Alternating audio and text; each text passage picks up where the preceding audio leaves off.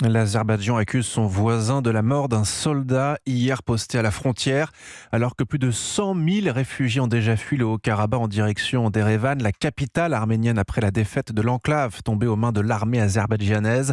La pression politique et militaire s'accroît sur l'Arménie. Explication avec Inès Zegloul. La valise ou le cercueil sur la seule route de Latchine au poste de douanes arménien. Voitures et camions se succèdent sur des kilomètres, un exode massif en direction d'Erevan, où dans les rues de la capitale, certains réclament désormais la démission de leur premier ministre, Nikol Pachinian, jugé passif. Une Arménie bousculée, et pour le grand reporter Régis Le Sommier, spécialiste du Haut-Karabakh, une intégrité territoriale potentiellement menacée par son voisin azéri. Les Azerbaïdjanais n'ont pas exprimé l'idée que l'Arménie devait être conquise.